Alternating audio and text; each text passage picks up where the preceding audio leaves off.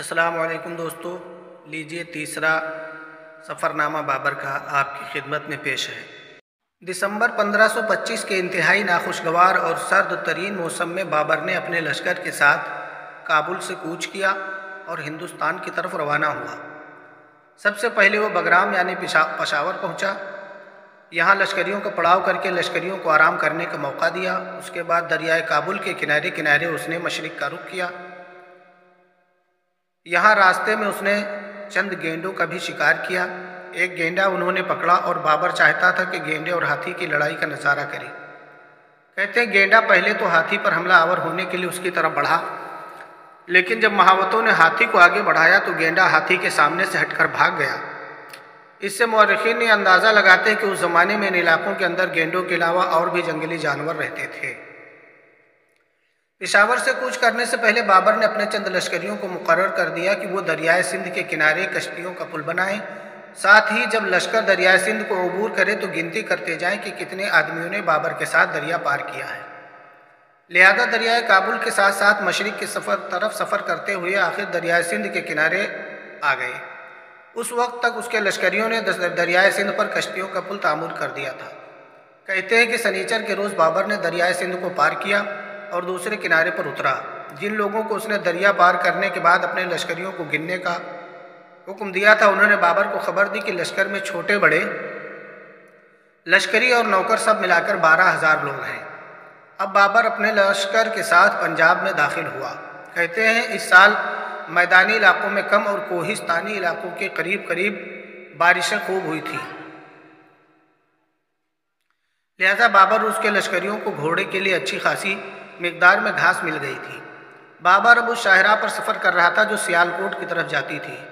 کھکھڑوں کے علاقے سے گزرتے ہوئے بابر کو راستے میں ندیوں و نالوں کو پار کرنا پڑا۔ ایسے بہت سے جوہڑ بھی دکھائی دیے جن کا لگ بھگ 1 ہاتھ تک برف سے جم چکا تھا، اس لیے کہ اس سال سردی انتہا کی تھی۔ بابر کا کہنا تھا کہ جتنی سردی اس سال پڑی ہے اس کے بعد میں نے ہندوستان میں کبھی اتنی سردی نہیں دیکھی۔ اب بابر اپنے لشکر کے ساتھ دریائے جہلم کے کنارے آیا۔ دریا کو اس نے پار کیا۔ جن دنوں بابر اپنے لشکر کے ساتھ پنجاب میں داخل ہوا، ان دنوں دہلی کا سلطان ابراہیم لودھی آگرہ میں قیام کیے ہوئے تھا۔ اسے جب بابر کے آنے کی خبر ملی اور پتہ چلا کہ بابر پنجاب میں داخل ہو چکا ہے تو وہ بڑا حیران اور پریشان ہوا اور بہت پشیمان بھی ہوا کہ اس نے کیوں اپنے بڑے سرداروں اور سالاروں کو اپنے ہاتھوں موت کے گھاٹ اتار دیا۔ مگر اب پچھتانے سے کیا فائدہ ہونا تھا، کیونکہ پانی تو سر سے گزر چکا تھا۔ اب بابر جیسا جفاکش اور دلیر اس کی سرزمین میں داخل ہو کر فتوحات کا سلسلہ پھیلانے کے در پہ تھا۔ ان حالات کے سامنے رکھتے ہوئے ابراہیم لودھی نے تیز رفتار قاصد لاہور کے حاکم دولت خان کی طرف بھیجے اور اسے کہلا بھیجا، تو میرے باپ کے مہربانی سے موجودہ درجے کو پہنچا، تو 20 سال تک پنجاب کا حکمران رہا، یہ تو نے کیا کیا کہ میری مورثی ملک میں تو مغلوں کو لے آیا اور افغانوں کی ناموس کا پردہ اپنے ہاتھوں سے چاک کر دیا۔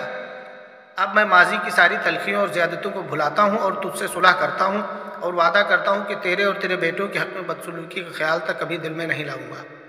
کلام ربانی کی قسم کھاتا ہوں کہ میں اپنے عہد پر قائم رہوں گا، ذرا سوچ اور خیال خام کو دل میں جگہ نہ دے۔ ابراہیم لودھی کے اس پیغام کے جواب میں دولت خان نے اس سے کہا، بے شک میں تیرے باپ سکندر لودھی کا پروردہ ہوں، اسی نے مجھے خاک سے اٹھایا اور مجھ پر نوازشیں کی۔ میری بھی ساری عمر اس کی خیر خواہی میں گزر گئی۔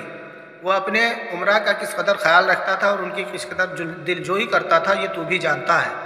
اس نے کبھی کسی صورت میں بھی کبھی کوشش نہ کی کہ عمرہ کو ہلاک کرے، مگر تم نے تو جوانی کے باعث 2-3 کوتاہ اندیشوں کے بہکانے سے اپنی سلطنت کی بنیاد کھود ڈالی اور اپنے باپ کے کتنے عمرہ اور سالاروں کو جو تمہاری سلطنت کے ستون تھے ہلاک کر ڈالا، حتیٰ کہ دوسروں کو بھی تجھ پر اعتبار نہ رہا۔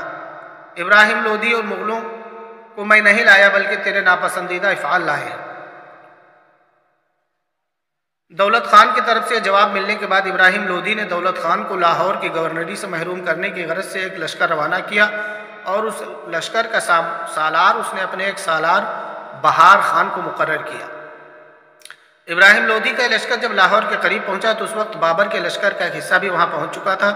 دولت خان کے بجائے ابراہیم لودھی کے اس لشکر کا ٹکراؤ بابر کے لشکر سے ہو گیا، جس نے ابراہیم لودھی کے سالار بہار خان کو بدترین شکست دی اور وہ دلی کی طرف بھاگ کھڑا ہوا۔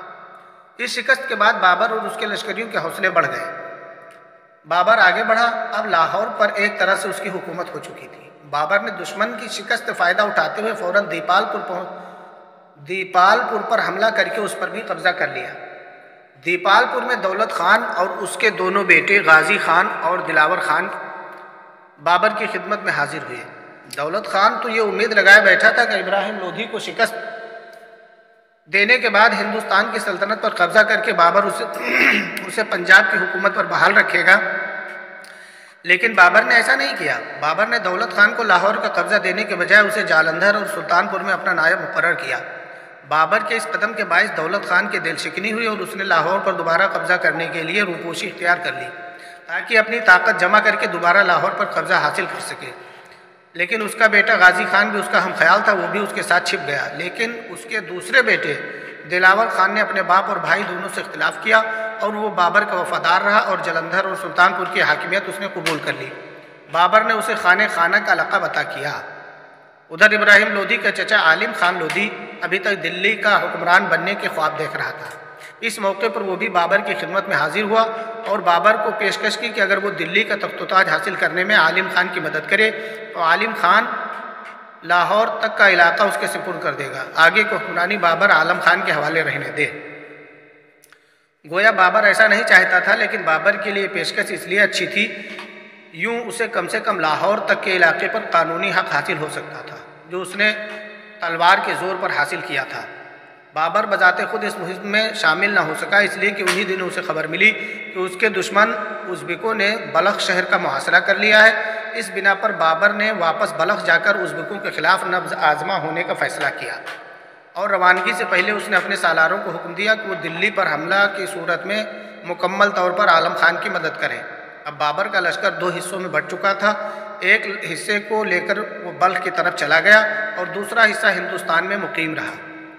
گو بلخ پر ان دنوں ایران کے بادشاہ اسماعیل صفوی کی حکومت تھی، لیکن بابر کے لیے اس علاقے کی اہمیت کچھ کم نہ تھی، اس لیے کہ وہ علاقہ اس کے شمالی علاقوں سے ملتا تھا۔ بابر نے ویسے بھی اپنے ایرانی اتحاد شاہ اسماعیل کی مدد کا فیصلہ کر لیا، اس لیے کہ ماضی میں اسماعیل صفوی اس کی مدد کرتا رہا تھا۔ بابر کے بلخ کی طرف چلے جانے سے عالم خان بھی بڑا خوش ہوا۔ وہ محسوس کر رہا تھا کہ اگر اس نے بابر کو براہ راست مدد سے اپنے بھتیجے ابراہیم لودھی کے خلاف کارروائی کی تو عین ممکن ہے کہ بابر ناسازگار حالات کی صورت میں اپنا لشکر واپس بلا لے اور وہ ابراہیم لودھی کے مقابلے میں اکیلا رہ جائے۔ دوسری طرف جو ہی بابر لشکر کے ایک حصے کے ساتھ ہندوستان سے نکلا اور بلخ روانہ ہوا، دولت خان جو روپوشی اختیار کر چکا تھا وہ بھی اپنی بیٹے غازی خان کے ساتھ باہر نکل آیا اور اس نے عالم خان سے مل کر پیشکش کی کہ دونوں مل کر دہلی پر حملہ آور ہو جاتے ہیں اور دلی کو ابراہیم لودھی کے چنگل سے نکالنے کے بعد عالم خان دلی کی سلطنت کا بادشاہ بن جائے گا، جبکہ حسب سابق دولت خان پنجاب کا حکمران رہے گا۔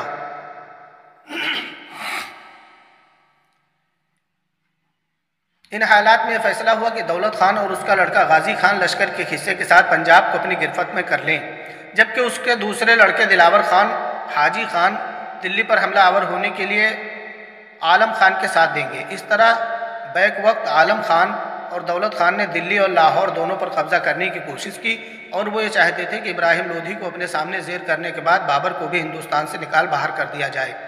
ان حالات کے تحت وہ لشکر لے کر دلی کی طرف بڑھے، لیکن ان کی بدقسمتی کہ دلی کے قریب ابراہیم لودھی اپنا لشکر لے کر ان کے سامنے آ گیا۔ دونوں لشکریوں کے درمیان خوب زبردست جنگ ہوئی اور اس جنگ میں ابراہیم لودھی نے عالم خان اور اس کے حواریوں کو بدترین شکست دی اور یہ شکست اٹھا کر عالم خان بھاگ کھڑا ہوا۔ اس طرح عالم خان اور دولت خان کی ابراہیم لودھی اور بابر کے خلاف سازش ناکام ہو گئی۔ دوسری طرف بابر نے بلخ کی بغاوت دبانے کے بعد اپنے بیٹے کامران مرزا کو کابل اور قندھار کی حاکمیت دینے کے بعد ایک بار پھر ہندوستان کا رخ کیا۔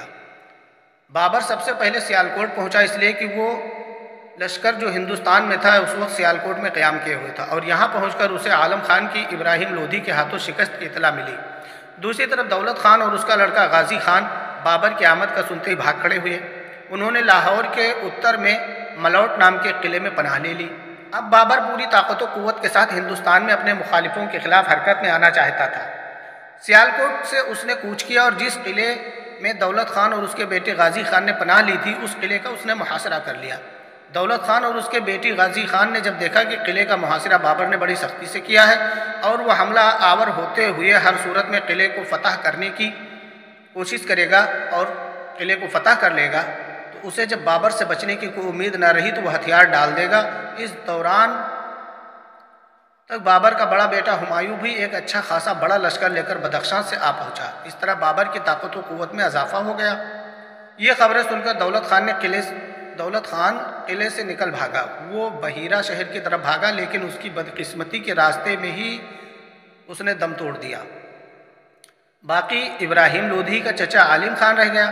تو عالم خان وہ بھی ابراہیم لودھی کے ہاتھوں شکست کھا کر بددل ہو چکا تھا، لہٰذا عالم خان ایک بار پھر بابر کی خدمت میں حاضر ہوا اور اس سے مدد چاہیے۔ اس وقت اس کے ساتھ چھوٹا سا ایک شکست خوردہ لشکر تھا، وہ سب پیدل تھے اور ان کی حالت بہت خراب تھی۔ جس وقت عالم خان بابر کی خدمت میں حاضر ہوا اس وقت بابر لاہور کے نواحی علاقے میں اپنی طاقت کو جمع کرتے ہوئے تمام تر توجہ دلی پر مبذول کرنے کا ارادہ کر چکا تھا۔ اس موقع پر وہ عالم خان کو ناراض نہیں کرنا چاہتا تھا۔ اس نے عالم خان کے اعزازات سے نوازا اور اسے پانی پت اور کچھ دوسری مہمات کا سالار مقرر کر دیا۔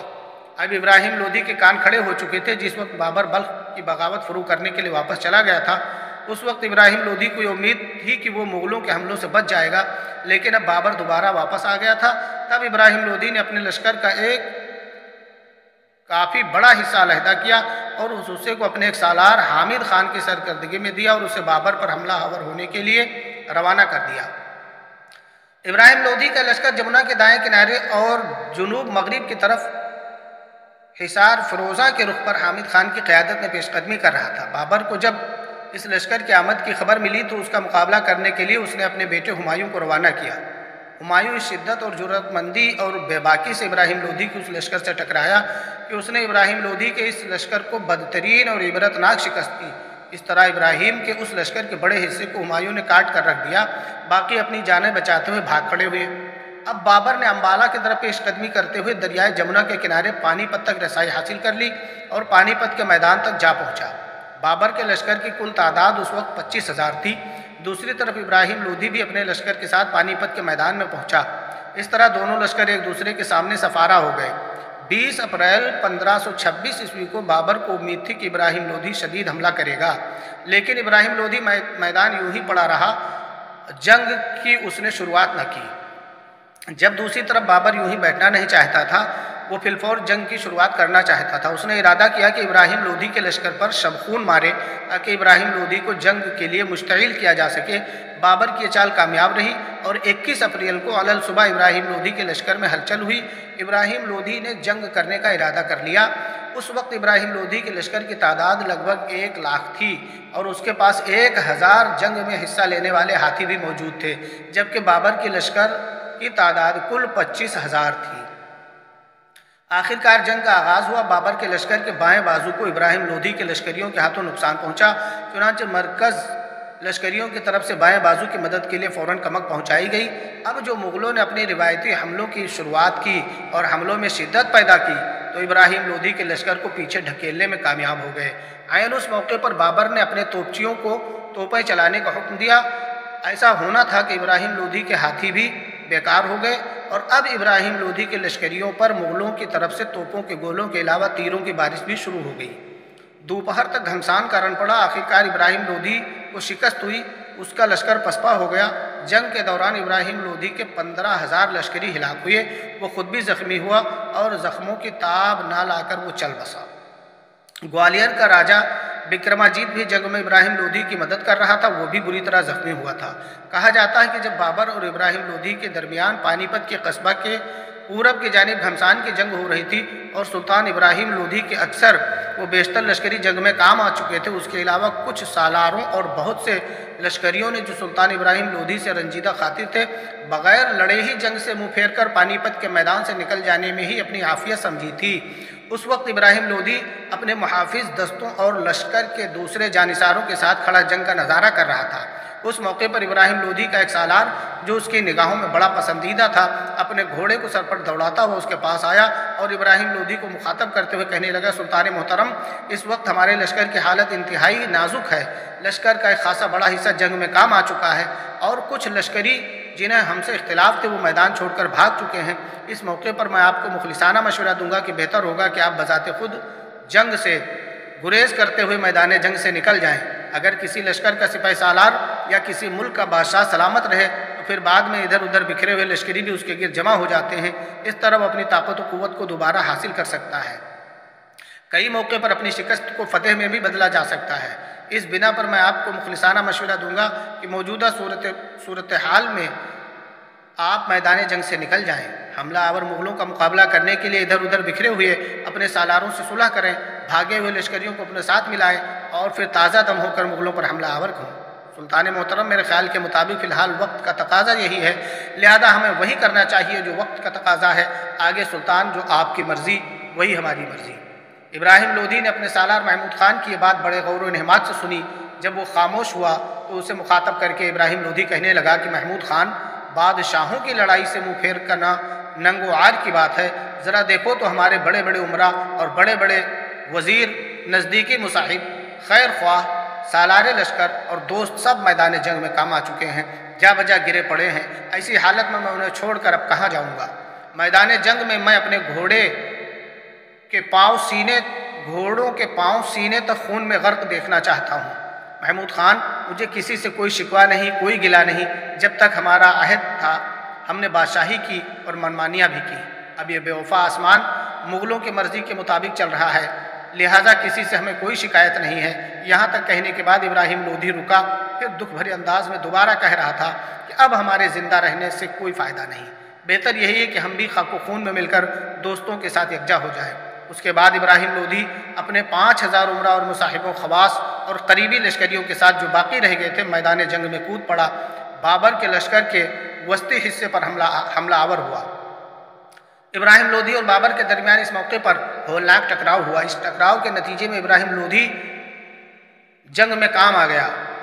कहते हैं जब इब्राहिम लोधी के जंग में काम आने की खबर बाबर को मिली, उसने दौलत खान के बेटे दिलावर खान को अपने पास बुलाया और उसे लेकर मैदान जंग में पड़ी लाशों की तरफ गया। इब्राहिम लोधी की लाश को तलाश और शनाख्त करे। दिलावर खान इब्राहिम लोधी और उसके सालारों के साथ मैदान कताल में दाखिल हुआ। चारों तरफ अनगिनत खाको खून में लथपथ लाशें पड़ी हुई थी। पूरी लाशों के अंदर खून में नहाई हुई इब्राहिम लोधी की भी लाश पड़ी हुई थी, जबकि उसका ताज उसके सर से जुदा पड़ा था। उसका हाथी पर जो साहिबान था वो अलहदा गिरा पड़ा था। दिलावर खान ने जब इब्राहिम लोधी का यह हाल देखा तो रो पड़ा, इसलिए कि बहरहाल इब्राहिम लोधी उसका अजीज़ रिश्तेदार था। फिर बाबर को मुखातब करके कहने लगा कि यही इब्राहिम लोधी है। बाबर बनफ़्से नफीस इब्राहिम लोधी की लाश के करीब आया। जब उसने 4 तकियों वाले तख्त पर बैठने वाले सुल्तान को खाको खून में लथपथ देखा तो उसकी इबरतनाक हालत देखकर बाबर खुद भी कांप उठा था। बाबर ने खुद झुककर इब्राहिम लोधी का कटा हुआ सर उठाया और उसे मुखातब करके कहने लगा, आफरी है तुम्हारी जवां मर्दी पर। उसके बाद उसने हुक्म दिया कि कीमती कपड़ा लाया जाए, इससे इब्राहिम लोधी का कफन तैयार किया जाए। साथ ही उसने अपने और सालार जहांगीर कुली को हुक्म दिया सुल्तान इब्राहिम लोधी को गुस्ल देकर जहां वो मैदान जंग में मारा गया है वहीं उसे दफन करने का अहतमाम किया जाए। उसके बाद बाबर ने अपने कुछ सालारों को मुतय्यन किया कि वो इब्राहिम लोधी के साथ आने वाले माल, खजाना शाही, खेमा, हाथी, घोड़ों, हमला आलात और इलामात सुल्तानी पर कब्जा कर लें। चुनांचे उसी वक्त बाबर के हाथ 2700 घोड़े, 1500 हाथी, खजाना और दूसरी बहुत सी कीमती अशिया भी लगी। पानीपत के जंग के बाद हालात अजीब हो गए थे। अपनी 70 साला सल्तनत के दौरान अफ़गान बड़े दौलतमंद हो चुके थे। उनमें से अक्सर ने अपने घर बार, मालो मताल और ख़जानों से दस्तबरदार होकर अपनी जान बचाने की खातिर बंगाल की राह ली और उनके दरमियान तफरक़ात पैदा हो चुके थे, जबकि बाबर इब्राहिम लोधी के पड़ाव के हर चीज़ पर कब्जा करने लगा था। ख़ानदान लोधी में 3 बादशाह हुए, एक बहलूल लोधी, इब्राहिम लोधी का बाप सिकंदर लोधी और ख़ुद इब्राहिम लोधी। सुल्तान इब्राहिम लोधी की सल्तनत 8 साल 8 महीने 18 दिन रही और पानीपत का जो कस्बा है उसके मगरबी हिस्से में जहाँ जंग हुई थी उसे उसी जगह दफन कर दिया गया था। पानीपत के मैदानों में शानदार फतह हासिल करने के बाद बाबर ने सबसे पहले अपने लश्कर को लूट मार करने से रोका, फिर दिल्ली और आगरा के ख़जानों के तहफ़्फ़ुज़ की तरफ तवज्जो दी। बाबर अपने लश्कर के एक हिस्से के साथ खुद दिल्ली में दाखिल हुआ और आगरा की तरफ उसने अपने बेटे हुमायूं को रवाना किया।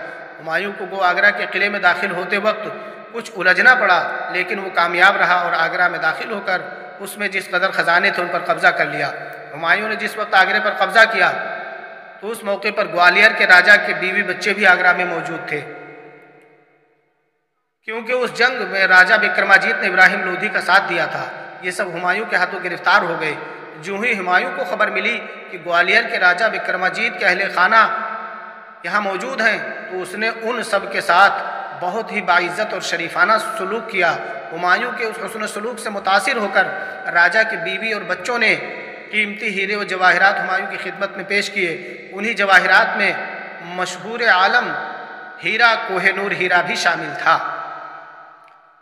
27 अप्रैल 1526 को बाबर दिल्ली पहुंचा और दिल्ली की जामे मस्जिद में खुतबा जुमा के दौरान बाबर को शहंशाह हिंदुस्तान के नाम से याद किया गया।